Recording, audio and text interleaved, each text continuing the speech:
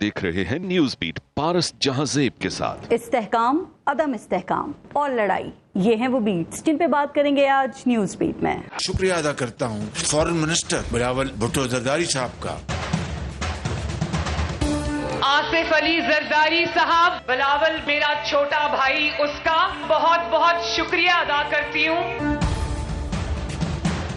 कराची को शहबाज स्पीड की जरूरत है वजीर आजम साहब। यही पैगाम हम अपने इत्तेहादियों को देंगे, आए मैदान में आए। वजीर आजम साहब की टीम में वो जो लोग हैं जो वादे हैं वो पूरे नहीं करवा रहे हैं। अस्सलाम वालेकुम, मैं हूं पारस जहांजेब। मुस्लिम लीग नून और पाकिस्तान पीपल्स पार्टी दो अलग अलग सोच, जाविये और नजरियात की जमातें हैं। दोनों जमातें इस मुल्क पे कई बार हुकूमत कर चुकी हैं। इन दोनों जमातों में लड़ाई की भी तवील और पुरानी तारीख है। ना ये दोनों फितरी इत्तेहादी हैं और ना ही अजली दुश्मन, लेकिन इनकी दोस्ती और दुश्मनी में एक चीज मुश्तरक है और वो ये है सियासी मफाद।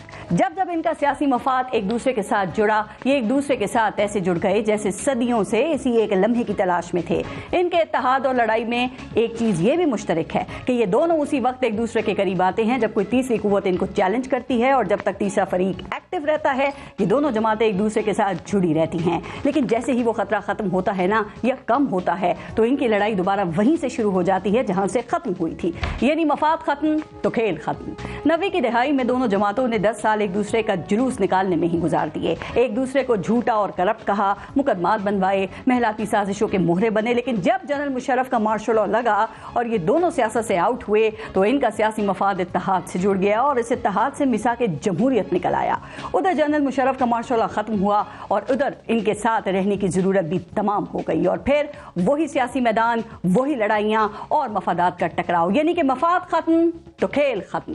पाकिस्तान पीपल्स पार्टी हुकूमत में आई तो नून लीग सुप्रीम कोर्ट के साथ खड़ी हो गई। चीफ जस्टिस इफ्तिखार चौधरी के हर अच्छे बुरे फैसले की हिमायत नून लीग का सियासी मंशूर बन गई। मेमो गेट हो, एनआरओ का केस हो, सो इस हुकाम को खत नून लीग ने पाकिस्तान पीपल्स पार्टी के वजीर आजम को ना अहल करवाने में अपना भरपूर किरदार अदा किया।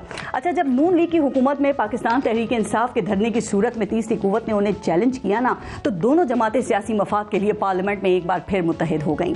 लेकिन जो ही धरना खत्म हुआ तो उनकी लड़ाई दोबारा शुरू हो गई। यानी मफाद खत्म तो खेल खत्म। 2018 के इलेक्शन में जब तीसरी पार्टी इक्तदार में आ गई तो ये दोनों फिर एक छतरी तले आ गए और पीटीआई के खिलाफ खूब जमकर लड़े। पीडीएम बना ली, पीटीआई को निकालकर उसी इत्तेहाद के साथ हुकूमत में आ गए। और जब तक पाकिस्तान तहरीक इंसाफ एक थ्रेट के तौर पर सियासी मैदान में मौजूद रही, इनका इत्तेहाद बरकरार रहा। 9 मई के बाद जब पाकिस्तान तहरीक इंसाफ कमजोर होना शुरू हुई तो अब नून लीग और पाकिस्तान पीपल्स पार्टी में लड़ाई की खबरें फिर आना शुरू हो गई हैं। कश्मीर के ज़िमनी इलेक्शन में दोनों एक दूसरे पर धांधली के इल्जामात लगा रहे हैं, तो पीसीबी में अपना बंदा लगाने पर भी इख्तिलाफात हैं। और आज तो बिलावल भुट्टो ने खुलकर मुस्लिम लीग नून को इंतखाबी मैदान में आने का चैलेंज दे दिया है, वरना बजट में वो कहते हैं कि हम आपको वोट नहीं देंगे। अब जनाब, सामने की तो यही बातें हैं, लेकिन कहा यह जा रहा है कि असल मसला इस्तेहकाम का है, जो इन दोनों के दरमियान अदम इस्तेहकाम की वजह बन गया है। यानी मफाद के साथ ही खेल एक बार फिर से खात्मे की तरफ जाता दिखाई दे रहा है। तो अब सवाल यह है कि क्या पाकिस्तान पीपल्स पार्टी और नून लीग इलेक्शन तक एक दूसरे के साथ रह पाएंगी, या दोनों जमातें पहले ही एक दूसरे को ललकारती नजर आएंगी? आज के प्रोग्राम में इस पर भी हम बात करेंगे। और आज प्रोग्राम में हमें ज्वाइन किया है पाकिस्तान पीपल्स पार्टी से सरदार नबील गबोल साहब हमारे साथ मौजूद हैं। सीनियर सहाफ़ी और तज्ज़ियाकार हैं नसरुल्लाह मलिक साहब, और सीनियर सहाफ़ी और तज्ज़ियाकार हैं ईसार राना साहब। अस्सलाम वालेकुम, बहुत बहुत शुक्रिया आप सबका प्रोग्राम में शिरकत के लिए। पहले एक ब्रेक लेंगे, देखते रहिएगा न्यूज़ बीट। नबील गबोल साहब, आपसे शुरू करते हैं। सर, ये आपके कुछ ट्वीट्स देखकर ऐसा लग रहा है कि आप ये इस्तेहकाम पार्टी के क़याम से कुछ ज़्यादा खुश नहीं हैं या ज़्यादा इम्प्रेस नज़र नहीं आ रहे। क्या लगता है आपको कि इस पार्टी का कोई सियासी फ्यूचर, कोई सियासी मुस्तकबिल नहीं देख रहे आप? देखिए, इस्तेहकाम पार्टी रहे, इंतकाम पार्टी ना बने। हमें तो समझ नहीं आ रहा है कि जितने भी पीटीआई के टर्नकोट्स हैं जो छोड़कर पीटीआई को गए वो इसमें आ गए हैं। और क्या पीटीआई का नाम तब्दील कर दिया गया है?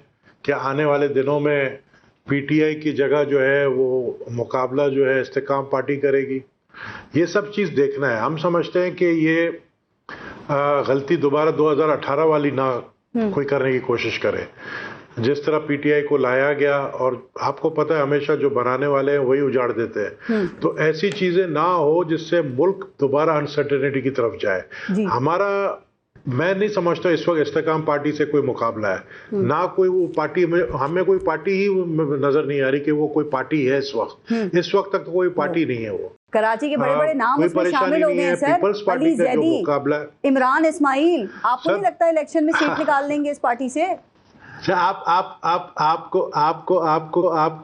आपको कि ये नहीं पता है कि अली जैदी यूसी चेयरमैन का इलेक्शन हार गया था 2018 से पहले? जी। आपको ये नहीं पता है कि इमरान इस्माइल साहब जो है वो पीटीआई के इमरान खान के टिकट पे एक दफा सिर्फ एमपी बने? देखे 2018 के इलेक्शन को तो आप खुद जानती हैं कि उसका तो मैं तस्करा ही नहीं करूंगा।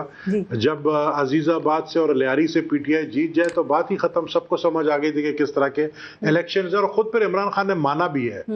लेकिन ये जो इस्तेकाम पार्टी है, इंतकाम पार्टी जो ये इन्होंने बनाया है, इसका मुझे बिल्कुल, आप यकीन करें, अभी तक कोई ना कोई खतरा दिखने में आ रहा है, ना कोई इनका समझ आ रहा है, ना इनको मैं पार्टी समझता हूँ। आपके ख्याल में क्या इस मर्तबा फॉर्मूला रहने वालों ने फॉर्मूला नहीं मांगा उनसे, या फिर क्या ख्याल है कि अपने ही फॉर्मूले के ऊपर पार्टी खड़ी कर दी है, या इस पार्टी के कयाम में आप समझते हैं कहीं ना कहीं जरदारी साहब के फॉर्मूलाज का भी हाथ है, हिस्सा है? देखिए मैं ये नहीं कहूंगा, लेकिन अगर जरदारी साहब ने ये स्टेटमेंट दिया है कि मैं जब चाहूं इलेक्शन होगा, तो बड़े कॉन्फिडेंट थे, और वो जो कहते हैं वो उनकी बात का कोई मतलब है, मानी है कि वो क्यों कह रहे हैं इस तरीके से।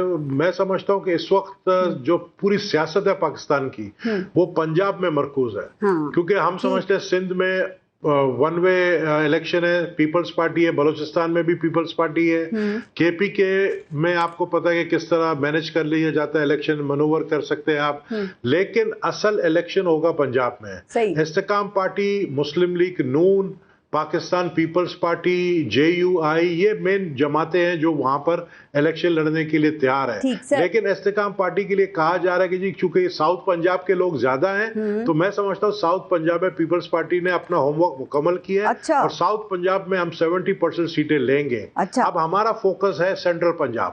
अब सेंट्रल पंजाब में इस्तेकाम पार्टी क्या मुस्लिम लीग नून के लिए खतरा है या पीपल्स पार्टी के लिए खतरा है, ये ईद के बाद आपको पता चल। लेकिन आपने कहा हमारा होमवर्क जनूबी पंजाब के हवाले से 70% हम सीट्स ले लेंगे, लेकिन जो खबरें आ रही हैं वो ये कहा जा रहा है कि इसी वजह से तो इस वक्त इस्तेकाम पार्टी पाकिस्तान पीपल्स पार्टी को बुरी लग रही है, क्योंकि खबरें ये हैं कि इस्तेकाम पार्टी तो सीट एडजस्टमेंट करने जा रही है शायद नून लीग के साथ, और ये जनूबी पंजाब में वो वाज़ेह अक्सरियत लेगी जहां से पहले आपको अक्सरियत मिलने की उम्मीद थी, और इसी वजह से शायद जरदारी साहब भी नाराज होकर इस वक्त दुबई में बैठे हुए हैं। सर देखिए, जरदारी साहब का तो एक हेल्थ का इशू था, उनके आंख का ऑपरेशन था, उन्होंने कामयाब ऑपरेशन करवा के वो 2 दिन में आ रहे हैं वापस, और आ रहे हैं भी लाहौर ही। और लाहौर में उनके साथ जो अभी इस वक्त जो मुलाकातें हैं, जिसमें काफी नाम है, बड़े बड़े नाम हैं, साबिक वजीर आला के भी नाम है, साबिक गवर्नर के भी नाम है, साबिक वफाकी वजीर के भी नाम है, तो वो लोग मुलाकात कर रहे हैं। तो मैंने इसलिए कहा कि ईद के दिन, ईद के बाद आपको वाज़ेह हो जाएगा, लेकिन प्लान तो ये था ना, साउथ पंजाब में जहांगीर तरीन की पीपल्स पार्टी और नून लीग मिलकर इलेक्शन लड़ना चाहती थी, और जनूबी पंजाब में जाहिर है वहां पे सीट एडजस्टमेंट होनी थी, या आपने इत्तेहाद करना था, या आपने वहां से अक्सरियत लेनी थी। लेकिन अब इस्तेकाम पार्टी के होते हुए तो नजर नहीं आ रहा ना, जहांगीर तरीन भी लंदन में है। आपको पता है अगर आपके साथ उनकी कोई इस तरह की बात होती तो वो जरदारी साहब के पास भी तो दुबई में फॉर्मूला लेने जा सकते थे ना, लेकिन वो तो इस वक्त बैठे हैं लंदन में। अभी ये क्या आपको पता है या मुझे क्या पता है कि वो पहली मुलाकात जरदारी साहब से उन्होंने की है, दूसरी मुलाकात आप खबर दें ना हमें, ना मुझे पता है ना हो चुकी है मुलाकात। मैं कैसे इस तरह मैं ऐसे खबर तो नहीं दे सकता जब तक मैं कॉन्फिडेंट खुद नहीं हूं। मैं कहता हूं कि हो सकता है। देखिए, किंग मेकर तो आपको पता है यहाँ पर पाकिस्तान में एक ही है, वो आसिफ अली जरदारी है। जब वो कहते हैं वो करके दिखाते हैं। हाँ। आप क्या समझते हैं कि शहबाज शरीफ साहब खुद अपने बलबूते पे प्राइम मिनिस्टर बने हैं? आप क्या समझते हैं कि इमरान खान जो है वो खुद अपने जो है वो गलतियों की वजह से हुकूमत से जो है प्राइम मिनिस्टर से चला गया? जिस तरह जरदारी साहब ने कहा ये अपने वजन से गिरेगा। हम उनकी खामियां देख रहे थे, हम देख रहे थे उनकी वीकनेस कहां पर है, और हमने उस वक्त स्ट्राइक किया जब हमें वीकनेस का पता चला। गबोल साहब, वजन से गिरने की तो बात की, वो बन कैसे गए थे हमें भी ऑफर हुआ, वो बन कैसे गए थे प्राइम मिनिस्टर? और 2018 में आप जिस किंग मेकर की बात कर रहे हैं, वो 2018 में क्यों नहीं बना सके बिलावल भुट्टो को वजीर आजम? क्यों नहीं ला सके पाकिस्तान पीपल्स पार्टी की हुकूमत को? देखिए पारस, पाकिस्तान के अंदर हर फोर्टनाइट जो है ना सियासत चेंज होता है। मुझे 2018 की इलेक्शन अच्छी तरह याद है कि वहां पर 2018 में 1 महीने पहले क्या सोच थी कुछ लोगों की, और 1 महीने के इलेक्शन से 14 दिन पहले क्या सोच हो गई। तब्दीली सोच में आ जाती है। तो अब जो इस वक्त तब्दीली जो है कोशिश की जा रही है सिर्फ और अनसर्टेनिटी पैदा करने के लिए। हमारा असल मुकाबला मुस्लिम लीग नून के साथ है, सेंट्रल पंजाब पे है। मैं समझता हूँ कि हमारे हरीफ जो है वो मुस्लिम लीग नून है, और इसीलिए आपने देखा कि आज जो बिलावल साहब ने जो स्टेटमेंट दी है स्वात के जलसे में, वो चैलेंज किया है। तो हम समझते हैं कि हमारा मुकाबला इस्तेकाम पार्टी या इंतकाम पार्टी से नहीं है, हमारा मुकाबला मुस्लिम लीग नून से है। ठीक है, आप बिलावल के चैलेंज बात की, लेकिन पता है कि नून लीग की तरफ से भी जवाब आ गया है ना। उनके कुछ लोग ये कह रहे हैं कि बिल्कुल हम आपका चैलेंज कबूल करते हैं, लेकिन शर्त ये है कि वो कराची के मेयर वाला इलेक्शन नहीं होना चाहिए जैसा वहां पे आपने इलेक्शन लड़ा है। वो कह रहे हैं फिर वो वैसा इलेक्शन होगा जिसपे कोई उंगली नहीं उठा सकेगा। तो क्या फिर इस तरह के इलेक्शन लड़ने के लिए तैयार हैं आप गबोल साहब पूरे मुल्क में? देखिए अब तो मैं समझता हूँ कि अगर वो खुद हमें सपोर्ट करके 14 वोट उन्होंने मेयर कराची के लिए दिए हैं और फिर खुद उंगलियां उठा रहे हैं तो फिर ये गलत बात होगी। लेकिन उनको हमारे कंधे की जरूरत पड़ेगी। अच्छा। पाकिस्तान पीपल्स पार्टी के कंधे की जरूरत पड़ेगी अगर वो सेंट्रल पंजाब से कुछ सीटें निकालना चाहते हैं, और अगर वो समझते हैं कि अगला हुकूमत देखें, ये 2 साल पौने 2 साल की हुकूमत हमने मुस्लिम लीग नून को खुद प्लेट पे डाल के दी है। अगली हुकूमत जो है वो पाकिस्तान पीपल्स पार्टी को ही देगी और चेयरमैन बिलावल ही प्राइम मिनिस्टर बनेगा। ओके, अच्छा नसरुल्लाह मलिक, आपको पहले कुछ समझ में आ रही है कि ये जो इस्तेहकाम पार्टी है ये किसको इस्तेहकाम देने के लिए बनाई गई है? क्या पाकिस्तान को इस्तेहकाम देने के लिए बनाई है या किसी और का इस्तेहकाम भी मतलूब है, या दीगर सियासी जमातों में अदम इस्तेहकाम पैदा करने का भी इसका किरदार हो सकता है? शुक्रिया पारस। देखें, पहली बात तो ये है कि ये पीटीआई के लिए अदम इस्तेहकाम के लिए साबित होगी, और दूसरी बात ये कि पीपल्स पार्टी के लिए भी एक धचके से कम नहीं है। नबील गबोल साहब हमारे बड़े भाई हैं, बड़े काबिल एहतराम हैं, लेकिन पीपल्स पार्टी के पास पंजाब में सिर्फ इलेक्टेबल्स हैं जी। पीपल्स पार्टी के पास इतना वोट नहीं है कि वो इलेक्शन जो है वो जाके उसमें अपने टिकट की बुनियाद पर इलेक्शन कहीं से जीत सके। अब वो इलेक्टेबल्स थे जुनूबी पंजाब के अंदर। अगर जुनूबी पंजाब के अंदर जहांगीर खान तरीन उनके वो इलेक्टेबल्स जिनको वो लेकर जाना चाह रहे थे, उसमें से कुछ लोगों को अपनी पार्टी में लेके जाने में कामयाब हो जाते हैं या लेके जा चुके हैं, तो ये पीपल्स पार्टी के लिए धचका है। सेंट्रल पंजाब के अंदर पीपल्स पार्टी मुस्लिम लीग नवाज के लिए चैलेंज नहीं है, और न ही जो है वो इस्तेकाम पाकिस्तान पार्टी जो है वो पीपल्स पार्टी के साथ उसकी कोई लड़ाई है। मसला ये होगा कि इस्तेकाम पाकिस्तान पार्टी के पास भी इलेक्टेबल्स हैं जो सेंट्रल पंजाब से हैं। अगर वो इलेक्टेबल्स खड़े होते हैं तो वो पीटीआई का वोट बैंक खराब करेंगे, पीएमएल-एन को उसका फिर फायदा होगा। ठीक। तो मैं समझता हूँ कि जो इलेक्टेबल्स जाने थे पीपल्स पार्टी के पास, तो आसिफ अली जरदारी साहब जो पंजाब में डेरे उन्होंने लगाए थे, और उनकी कोशिश थी कि वो लोगों को अपने साथ मिला लें, उसमें वो उस हद तक कामयाब नहीं हो सके सर। और जो अभी इसका मतलब आपकी बातों से मुझे ये लगता है कि ये जो इस्तेहकाम पार्टी है अगर इसका फायदा होता है तो नून लीग को ही जाएगा। लेकिन सर फिर सवाल ये है ना कि जरदारी साहब तो आपको पता है ना कि वो हैट में से कबूतर निकालने के सर माहिर हैं, तो उनके साथ धोखा कैसे हो गया, या वो इन बातों में कैसे आ गए? वो तो बड़ों बड़ों को फॉर्मूला बना के देते रहे हैं ना, या आपके ख्याल में कबूतर छुपा के रखा हुआ है और आखिर में पता चलेगा कि पीपल्स पार्टी ही इस्तेहकाम पार्टी के साथ सीट एडजस्टमेंट कर रही है, या कुछ भी हो सकता है सर? देखिए, इस्तेकाम पाकिस्तान पार्टी अगर पीपल्स पार्टी के साथ भी एडजस्टमेंट करेगी तो अपने इलेक्टेबल्स को पीपल्स पार्टी की गोद में नहीं ले जाएगी। वो चाहेंगे कि उनके इलेक्टेबल्स उनके टिकट के ऊपर कामयाब हों किसी के साथ सीट एडजस्टमेंट करके, फिर वो पंजाब के अंदर या मरकज के अंदर एक ऐसी हैसियत इख्तियार कर सकते हैं जिसमें जिस तरफ वो जाएंगे वहां हुकूमत बनेगी। तो यकीनी बात है पंजाब के अंदर अगर पीएमएल-एन जो है उसकी सीटें ज्यादा होती हैं, और तय के इस्तेकाम पाकिस्तान पार्टी अगर पीएमएल-एन के साथ जाती है तो उनको फायदा पीएमएल-एन के साथ जाने में होगा। पीपल्स पार्टी इस पोजीशन में नहीं है कि पंजाब की हुकूमत बना सके ना। पीपल्स पार्टी सेंट्रल पंजाब के अंदर इतने वोट बैंक रखती है। पीपल्स पार्टी से मैंने पहले कहा कि पीपल्स पार्टी के पास तो जनूबी पंजाब के वो इलेक्टेबल्स हैं, वो खानदानी सीटें हैं जिसपे पीपल्स पार्टी अपनी जगह बना सकती है। इसके अलावा अगर कहा जाए लाहौर के अंदर, फैसलाबाद के अंदर, गुजरांवाला डिवीजन में, गुजरात डिवीजन में, रावलपिंडी में, तो आपको बिल्कुल वाज़ेह नजर आता है कि राजा परवेज अशरफ साहब जो है वो रावलपिंडी डिवीजन में उनकी सीट पे बात हो सकती है, बाकी किसी और सीट पे बात करना भी बड़ा मुश्किल है। सर ये जहांगीर तरीन साहब लंदन में हैं, 5 दिन हैं, कोई खबर है मियां साहब से अब तक इनकी मुलाकात नहीं हुई है, क्या वजह इसकी हो सकती है? और दूसरा, बिलावल ने किसको चैलेंज किया है कि हमारे इत्तेहादी मैदान में आए फिर इलेक्शन लड़ने के लिए? मेरे ख्याल में इस वक्त जो है बिलावल भुट्टो जरदारी हो या मुस्लिम लीग नवाज की लीडरशिप हो, वो जो इलेक्शन के हवाले से एक दबाव था, उस दबाव से निकलने के लिए इस किस्म की बयानबाजी कर रहे हैं कि हम इलेक्शन लड़ने को तैयार हैं। उन्होंने कहा, बिलावल साहब ने जवाबन उनको जवाब मिला, मुस्लिम लीग नून भी तैयार है जी। लेकिन इलेक्शन फौरी तौर पे दोनों जमातें नहीं चाहती। मियां नवाज शरीफ ने जो इजलास बुलाया है उसमें भी इस बात का फैसला होगा कि वो इस्तेकाम पाकिस्तान पार्टी के साथ उनकी जो डील होगी वो किस तरह होगी, सीट एडजस्टमेंट होगी तो कैसे होगी, और जो इलेक्टेबल्स आएंगे उनको कहाँ एडजस्ट किया जाएगा।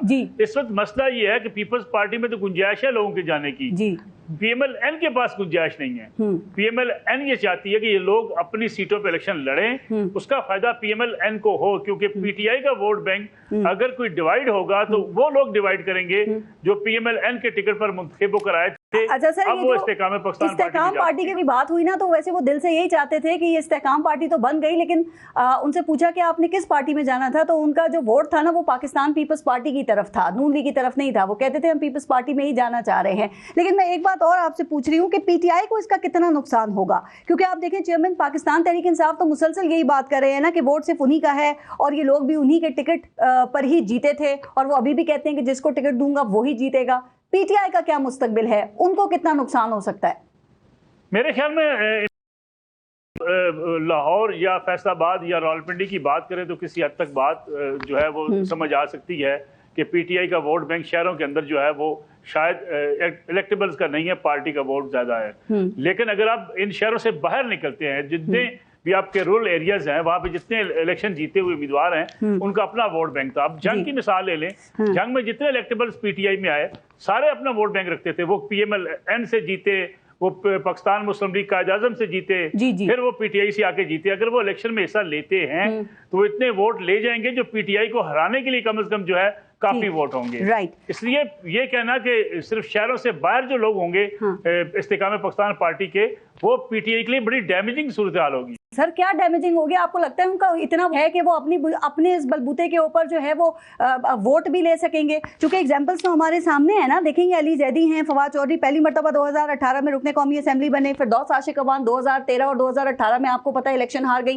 ये फैयाजुल हसन चौहान है, 3 जमातों के टिकट पे ये इलेक्शन लड़ चुके हैं। 2013 में किसी जमात ने टिकट नहीं लिया तो इन्होंने इलेक्शन ही नहीं लड़ा। तो इस्तेकाम पार्टी में तो ये जहांगीर तरीन और रलीम खान ही 2 बड़े नाम है ना सर, तो क्या मुस्तकबिल देख रहे हैं? मेरा ख्याल देखिए क्या है कि खुशाब के अंदर आप देखें, खुशाब में टिवाना साहब हैं, वो इलेक्टेबल्स हैं। अगर आप जंग में देखें, लाली साहब इलेक्टेबल्स हैं, साहबजादा नज़ीर सुल्तान साहब इलेक्टेबल्स हैं, भरवाना फैमिली इलेक्टेबल्स है।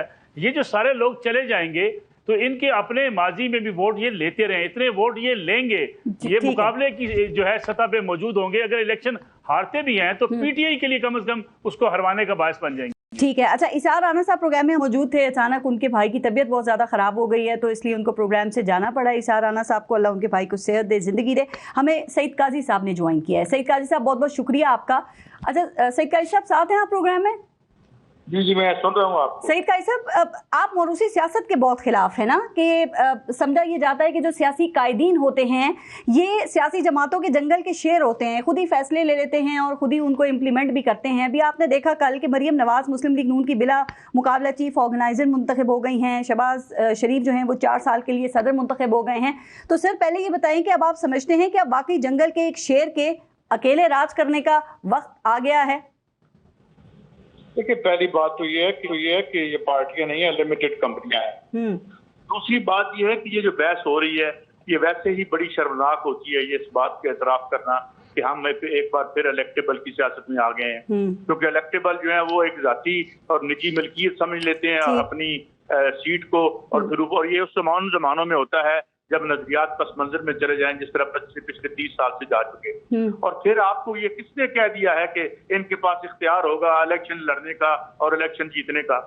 और इनकी सोशल बेस क्या रह गई है? जो कल तक इलेक्शन से ऐसे भाग रहे थे जैसे ताउन से कोई भागता है, इनकी कौन सी बेस है?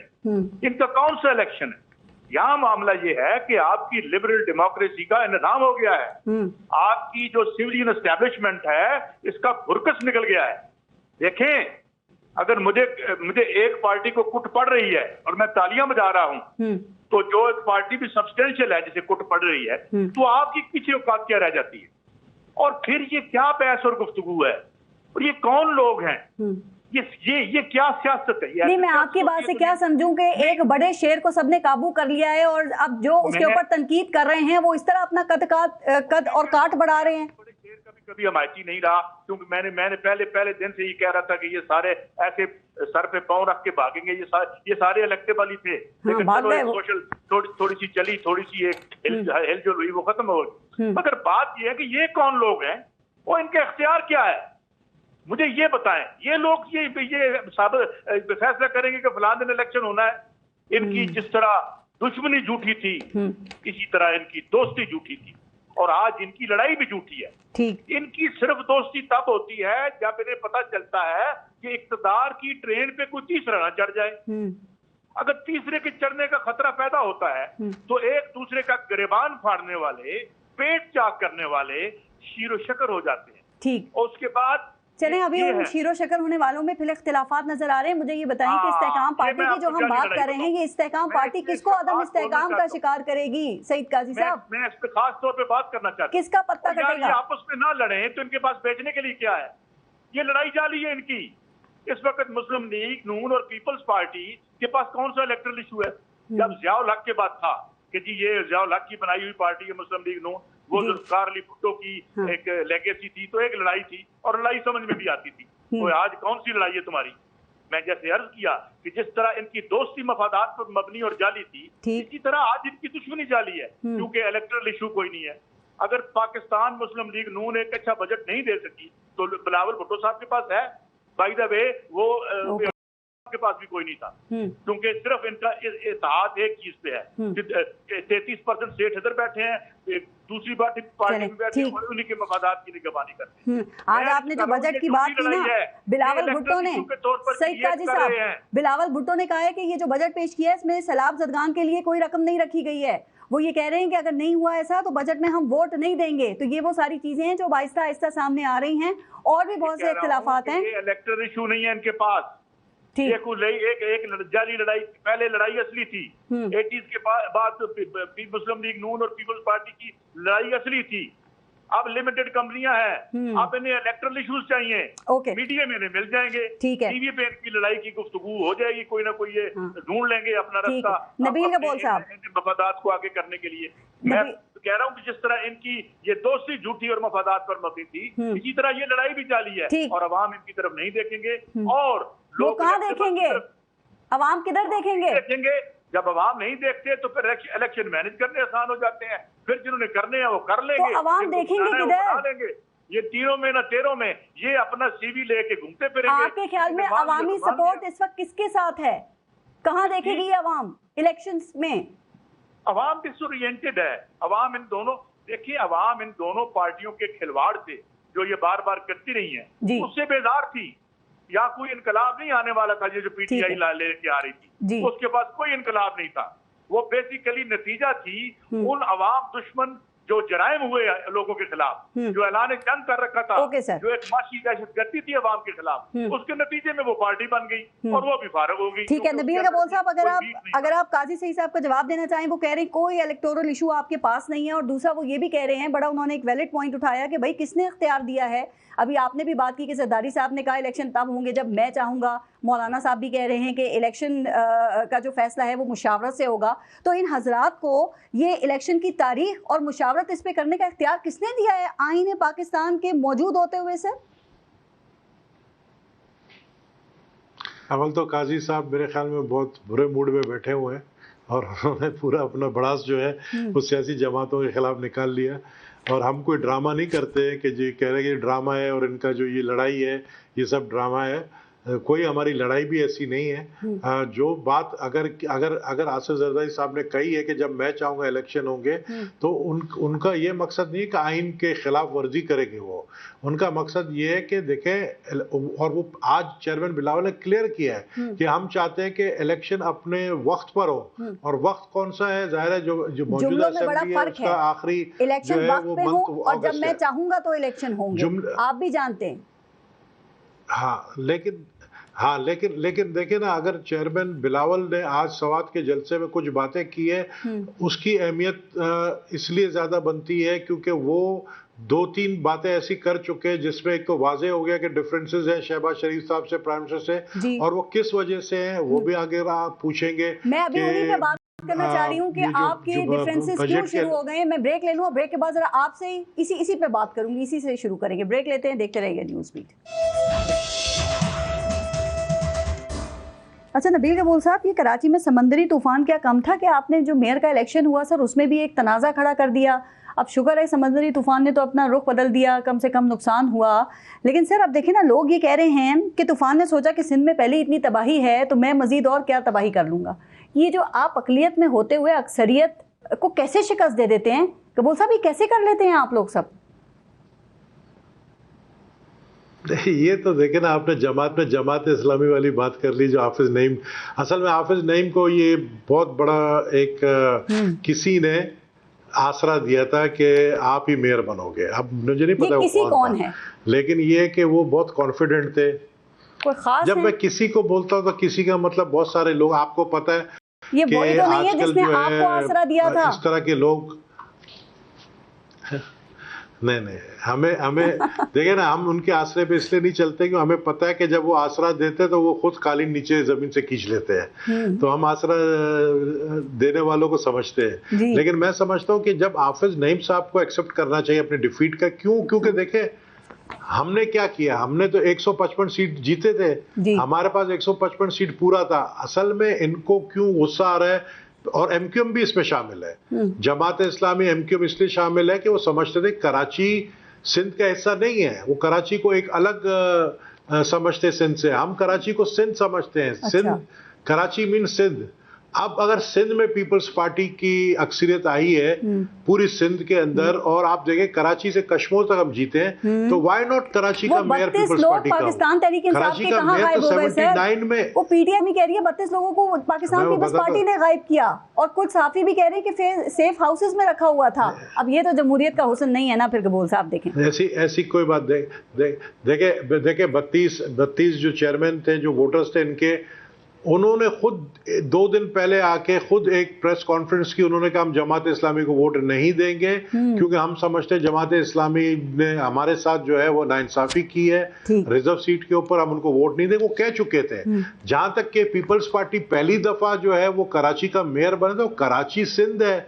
हमारे मेरे दादा मेयर रहे 1954 और 56 में, और इसी तरीके से जो ये उर्दू बोलने वालों के अलावा जो सिंधी स्पीकिंग थे, जिसमें मेरे दादा ने जो है, अगर उस वक्त 1950s में वो 2 दफा मेयर बने, उसके बाद आप देखेंगे कितने सिंधी स्पीकिंग जो है वो मेयर बने। तो ये कहना कि ये जी सूबा जो है या ये कराची जो है यहाँ पे सिर्फ उर्दू स्पीकिंग बन सकता है, कह रहे थे कि हम जमात इस्लामी को ही वोट देंगे, लेकिन जिस दिन वोट देने का दिन गायब हो गए। लेकिन सर वहाँ पे मुकाबला पीटीआई और जमात इस्लामी से आपका था गबोल साहब, और पाकिस्तान पीपल्स पार्टी वहाँ पे जीत गई, अपना मेयर बना लिया है। वफाक में ये आम तैनातियों पर मुस्लिम लीग नून के साथ आपका मैच कैसे पड़ गया सर? ये चेयरमैन नादरा और चेयरमैन पीसीबी पर यहाँ क्या हुआ है? ये मैं नहीं समझता हूँ कि हमारा कोई इनके साथ मुस्लिम लीग नून के या शहबाज शरीफ साहब से कोई इख्तलाफात हुए हैं, लेकिन जो भी अहम नहीं, नून लीग कहती है कि मैं अपना, सर सुने सवाल देखें गबोल साहब, नून लीग कहती है हम अपना चेयरमैन लाएंगे नादरा का, पाकिस्तान पीपल्स पार्टी कह रही है हम अपना चेयरमैन लेके आएंगे, और इस तरह आप देख लें अब ये इदारा जो है वो तबाह होने की तरफ गामजन है। लोग कंप्लेन कर रहे हैं आईडी कार्ड्स वक्त पे नहीं मिल रहे, उनके जो ये FRC हैं वो नहीं बन रहे हैं, डॉक्यूमेंट्स लोगों के फंसे हुए हैं, आप लोग अपनी सियासत में लगे हुए हैं सर। नहीं तो अब असद गिलानी पोस्ट हुआ है ना चेयरमैन नादरा, वो मैं नहीं समझता किसी का बंदा है, एक्टिंग है वो नादरा का बंदा है, एक्टिंग तो है मैं समझता हूँ कि ये जी एक्टिंग चेयरमैन है ना वो। मेरे ख्याल में अभी तो वो रहेंगे, मेरे ख्याल में अभी वो रहेंगे। अच्छा। लेकिन ये है कि आप देखें इलेक्शन अनाउंस मैं समझता हूँ कि हो सकता है जुलाई में अनाउंस हो जाए, और अक्टूबर में तो मुझे इलेक्शन नजर आ रहा है किसी भी सूरत में अक्टूबर में। गबोल साहब आपका यहाँ पे क्या इशू है? नून लीग चाहती है कि नजम सेठी को ही बरकरार रखें, पाकिस्तान पीपल्स पार्टी कहती है कि वो ज़का अशरफ को लाया जाए, तो क्यों आप तब्दील करना चाहते हैं सर? क्या आपने क्रिकेट का हाल भी हॉकी जैसा करना है? पारस देखे जब आप मशावरत से आते हैं और अगर आप हुकूमत में आते हैं, वजीर आजम बनते हैं, तो फिर आपके पास भी कुछ ऐसे लोग हैं जो आपको गलत मशवरे देते हैं वजीर आजम को और वो पीपल्स पार्टी को। वो आज भी अपना सबसे बड़ा मुखालिफ सबसे बड़ा दुश्मन समझते हैं और प्राइम मिनिस्टर को जो है वो याद दिलाते हैं कि देखो ऐसा पास्ट में क्या क्या हुआ था।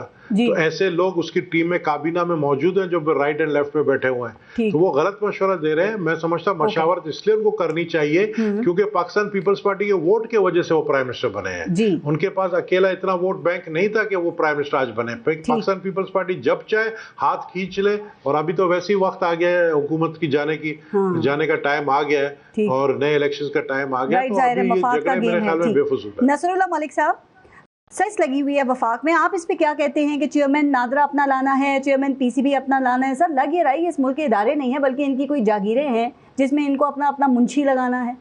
ये क्यों रेस लगी हुई है?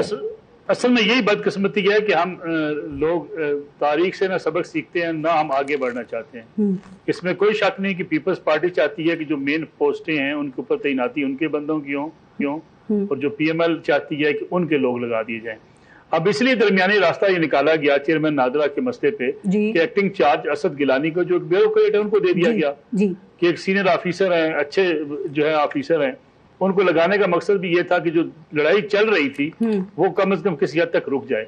ये पीसीबी के अंदर लड़ाई जारी है और ये दोनों जमातें ये समझती हैं कि उन तैनातियों पर अपने अपने बंदे लगवा लें। सर ये पीसीबी पे आने से पहले नसरुल्लाह मलिक साहब, आप पहले जो चेयरमैन नादरा थे तारिक मलिक साहब, उनके साथ आप समझते हैं कि ज्यादती हुई है? जो भी डाटा लीक हुआ है आपके ख्याल में क्या उसमें उनका कोई किरदार था, उनका कोई रोल था, उनके साथ ये सलूक होना चाहिए था? उन्होंने देखे ना जो रिजाइन किया उसमें भी बड़ा गुस्से में उन्होंने लिखा है वो रिजाइन और फिर वो मुस्ताफी हो गए। तारिक मलिक साहब चूंकि हमारे उस्ताद हैं, उनके बेटे भी थे। मसला ये है कि तारिक मलिक साहब की अगर आप पोजीशन को देखें तो कुछ मामलात उनकी गिरफ्त कमजोर हुई थी जी। अच्छा, वहाँ थोड़ा सा प्रॉब्लम ये था कि वो भी किसी बात को मुशावरत से करने के कायल कम थे, इसलिए कुछ चीजें ऐसी हुई जो उनके फाड़ पे अगरचे मैं समझता हूँ कि शायद नहीं होनी चाहिए थी, जो उनके खाते में चली इसलिए गई कि वो अपनी एडमिनिस्ट्रेटिव जो उनकी पोजीशन थी उसको वीक करते चले गए। तो शायद उसका जो है वो उनको गुस्सा भी था, वो समझते थे कि उनके फैसले जो हैं जो वो खुद करें उनको करने चाहिए। तो मैं समझता हूँ कि अगर तारिक मलिक साहब भी फिर उनकी अलाइनमेंट जो जिस तरीके से वो एक पॉलिटिकल अलाइनमेंट कर रहे थे, वो भी आपको पता है इस मुल्क के अंदर जब हुकूमतें बदलती हैं तो फिर इस किस्म के अफसरान जो है वो कम से कम किसी टारगेट में आ जाते हैं जो होने नहीं चाहिए। तो सर ये चेयरमैन पीसीबी की रेस का क्या होगा? क्या ख्याल है नजम सेठी रहेंगे या ज़का अशरफ आएंगे या कोई और भी आ सकता है? और अगर ये ओहदा भी इतना अहम हो गया है, वैसे आपका क्या ख्याल है, ज्यादा बेहतर नहीं होगा कि किसी प्रोफेशनल क्रिकेटर को जिसका मैनेजमेंट का भी कोई तजुर्बा हो अगर उसे पीसीबी का चेयरमैन लगा दिया जाए? मेरे ख्याल में नजम सेठी साहब पीपल्स पार्टी को भी राजी करने में कामयाब हो जाएंगे। अगरचे ज़का अशरफ साहब भी कोशिश कर रहे थे लेकिन नजम सेठी साहब दोनों जमातों के लिए काबिल कबूल हो जाएंगे। ये आपकी बात दुरुस्त है कि कोई ऐसी इख्तलाफ नहीं होना चाहिए, किसी प्रोफेशनल के जिम्मे कर दिया जाए, लेकिन ये हमारे यहाँ ये कल्चर अब रहा नहीं है जी। हम ये समझते हैं कि हर पोजीशन पे अपना बंदा होना चाहिए, बिल्कुल। इसलिए आज हमारे इदारे जो है वो मजबूत नहीं हो सकते। नसरुल्लाह मलिक साहब कि अपनी जी हुजूरी वाला बंदा चाहिए, वो बंदा लगाना चाहते हैं जो हर जायज और नाजायज काम करने के लिए तैयार हो। सर ये सियासी बुनियादों पे तैनातियां क्यों इतनी जरूरी होती हैं? अपने मनपसंद बंदों को लगा के क्या हासिल करते हैं ये? पाकिस्तान में सियासी जमातें कमज़ोर इसलिए हुई, इसीलिए पार्लिमानी निज़ाम मजबूत नहीं हो सका, इसलिए सियासी जमातें ताकतवर नहीं हो सकी। तीसरे फरीक को मौका मिला कि सियासी जमातों ने हमेशा ये कोशिश की कि अपनी मर्जी के बंदे हों, अपनी मर्जी के मशीर हों और कोई नो करने वाला बंदा आपके सामने ना आए। यदि खुशामद का इतना कल्चर आम हो चुका है कि आप किसी सियासी जमात में देख लें, वहाँ सिर्फ वो लोग काबिल कबूल हैं जो आपकी हर बात पर आमीन कहने को तैयार हों, और इसीलिए आज मुल्क के अंदर सियासत कमजोर हो गई है। राइट। अच्छा, आप समझते हैं कि मेयर के इलेक्शन में लास्ट कमेंट इस पे कर दें कि जमात इस्लामी के साथ ज्यादती हुई है सर, और ये जमहूरियत का ही हुस्न है कि जैसे भी मिले जहां से भी मिले बस अक्सरियत ले लो? मैं समझता हूँ पीपल्स पार्टी ने अपने साथ ज्यादती की है। वो इलेक्शन तो जीत गई है लेकिन इखलाकी तौर पर हार गई है, और पीपल्स पार्टी के अपने लोग भी कहते हैं कि हमने कराची का मेयर छीन कर ज्यादती की है। अगर कोई मुखालफ बन जाता तो क्या फर्क पड़ता? पीपल्स पार्टी के पास सिंध की हुकूमत है और सिंध में मेयर के कितने इख्तियारात पीपल्स पार्टी की मौजूदगी में होते ये भी आपको अंदाजा है। लेकिन जिस तरीके से ये इलेक्शन हुआ है मैं समझता हूँ इससे जमहूरियत को और सियासत को नुकसान पहुंचा। लेकिन नसरुल्लाह मलिक साहब, हो सकता है ना कबूल साहब की हुकूमत ने ये सोचा हो कि भी बाइकआउट कर दिया, नादिर मौका है कराची में अपना मेयर लगाने का, पता नहीं कल भी मौका मिले ना मिले, तो फिर अभी तो लगाओ ना जैसे भी लगाना है। जैसे मेरे ख्याल में ये रवैया दुरुस्त नहीं है। इससे सियासी जमातों को नुकसान होगा, और अगर सियासी जमातों ने ये सबक ना सीखा तो लोगों का एतबार, जो काजी सही सा बात कर रहे थे ना कि लोगों का एतबार उठ रहा है, फिर ये एतबार उठ जाएगा। लोग कहेंगे हमें वोट डालने का क्या फायदा, हम वोट डालने जाते हैं, हमें रोक दिया जाता है। तो मेरे ख्याल में पीपल्स पार्टी को इसका जायजा लेना पड़ेगा। ठीक है, लेकिन जो पीपल्स पार्टी बता रही है ये बात इतनी ही सादा कहते हैं ना कि 32 लोग नहीं आए पीटीआई के, तो भाई हम क्या करें, जमात इस्लामी के 2 नहीं आए तो हम क्या करें, हमने तो नंबर पूरा नहीं करना था। अभी गबोल साहब कितनी मासूमियत से सारी बात कर रहे थे, तो वाकई ये बातें इतनी सादा है। मेरे ख्याल में पीपल्स पार्टी को भी पता है कि उन्होंने किस तरीके से ये इलेक्शन जीता है, इसलिए शायद टेलीविजन स्क्रीन पे उनकी पार्टी पॉलिसी हो सकती है, लेकिन अपनी महफिलों में बैठ के पीपल्स पार्टी भी तस्लीम करती है कि ये इलेक्शन कैसा हुआ है। ठीक, अच्छा गबोल साहब, लियारी से अगला टिकट मिलने का वादा उस पार्टी की तरफ से आपसे? नहीं जी, अभी कोई वादा नहीं हुआ, इसीलिए बोलने में कुछ सुस्ती है, कोई फैसला भी नहीं है, जाहिर है, इसीलिए तीर नहीं चलाए जा रहे। नहीं, मैं आजकल बड़ा सोच समझ के बोलने लगा हूँ। आपने पिछले दिनों देखा होगा कि सोशल मीडिया में किस तरह की मेरे बारे में रिमार्क्स आते हैं, तो मुझे जो कहा गया है कि अपनी जुबान को कंट्रोल में रखो, ये किसने तो मैं कोशिश करता हूँ, लेकिन हो सकता है जब आपके पास लाइव शो में आ जाऊं और तो वहां पर कुछ बातें और आपके सामने होगा। ये इस्तेहकाम पार्टी में जो लोग आए ना, वो भी कहते हैं कि सोच समझ के बात करेंगे, हम उस तरह बात नहीं करेंगे जैसे पीटीआई में होते हुए की जा रही थी। तो ये कौन तनकीदें कर रहा है सर, ये कौन बता रहा है कि अब किस टोन पे बात करनी है? देखिए जो स्लिप ऑफ टंग जो होता है ना, उससे आदमी कहाँ से कहाँ पहुंच जाता है। ये तो है। आजकल जो है ना, कामयाब इंसान वही है जो खामोश रहता है। ठीक, और मैं सोच रहा हूँ कि खामोश रहना ही चाहिए मुझे। राइट। अच्छा सईद काजी साहब, जरा लास्ट कमेंट कर दें सर, मैं इशू के ऊपर बात कर रही थी। आप समझते हैं कि जो कराची में मेयर का इलेक्शन हुआ है वो जमहूरी रिवायात के मुताबिक ही हुआ है सर, या आजकल जो जमहूरियत है वो फिर उसमें सभी जायज़ है? एक दफ़ा वो हम सुनते थे ना, जंग और मोहब्बत में सब कुछ जायज़ होता है, तो क्या अब जमहूरियत में भी सब कुछ जायज़ हो गया है? 2 बातें करूंगा। एक तो नबील कबूल साहब इंतहाई स्वीट आदमी हैं, और मैं तो इनके चचा जो अब्दुस्तार कबूल एक नजरियाती सियासत के जमाने के लोग थे, हम सियासत को देख भी रहे हैं और कवर भी कर रहे हैं, लिहाजा गिला भी इन्हीं से होता है, प्यार भी इन्हीं से और दोस्ती भी इन्हीं से। नंबर 1। नंबर 2, ये जो इलेक्शन जीते हैं पीपल्स पार्टी वाले, ये कौन सी वो अजीम रवायत थी जो यहाँ नहीं थी या पंजाब में नहीं हुई? मैं वैसे नसरुल्लाह मलिक साहब के साथ अखलाकी तौर पर और असूली तौर पर ये समझता हूँ कि वो दुरुस्त कह रहे हैं, मगर यहाँ क्या सिलसिला है पावर पॉलिटिक्स में कि भाई आप जो जिस तरह मैंने पहले कहा है कि मैं हूं और मेरा दोस्त नसरुल्लाह मलिक है, मुझे कुट पड़ रही है तो नसरुल्लाह मलिक खुश हो रहे हैं, उन्हें कुट पड़ रही है तो मैं खुश हो रहा हूँ। ये है हमारी सियासत का चल। पीपल्स पार्टी वो बंदे आए, 32 बंदे आए, उन 32 बंदों ने कहा कि जी हमने नहीं देना जमात इस्लामी को वोट, तो और ठीक है। हाँ, अब अगर कोई ये साबित करे कि जी उनको कोई आर्म ट्विस्टिंग की है या ये है, तो वो एक अलग बात है, मगर बात ये है, ये तकलीफदेह बात है। मगर कौन सी यहाँ जमहूरी रवायात रखी गई, नॉन पार्टी बेसिस पे इलेक्शन करवाए गए, यहाँ पे एक ऐसी असेंबली भी मारने वजूद में आई जो नॉन इलेक्टेड थी, उसके स्पीकर कौन थे, और फिर वो जो पॉलिटिकल लेगेसी थी वो कौन आगे लेके चला, और आज उसने जो उस जमहूरियत में बच्चे दिए थे वो कहाँ आज बैठे हुए हैं। बस सर ये अच्छा प्रेसिडेंट सेट नहीं हो रहा ना, फिर तो यही होगा कि जिसके हाथ में ताकत है वो फिर इसी तरह अक़लियत को अक्सरियत में बदल के 15 साल मिले थे ना, इन 15 सालों में हमें चाहिए था कि हर चीज को अपने कैंडे में ले जाते, और उसका तरीका सिर्फ एक था कि अवाम के लिए डिलीवर करते और फिर जमहूरियत को मजबूत करते, लेकिन अवाम का बुरकस निकाल दिया माशी तौर पे, तो फिर हजूर जमहूरियत का क्या। चलें सर, पता नहीं इलेक्शन में किस मुंह से वोट मांगने के लिए जाएंगे। सईद काजी साहब, नसरुल्लाह मलिक साहब और नबील कबूल साहब, बहुत बहुत शुक्रिया आप सबका प्रोग्राम में शिरकत के लिए। अपना ख्याल रखिए। पारस जहां से इजाजत दीजिए, अल्लाह ने के बाद।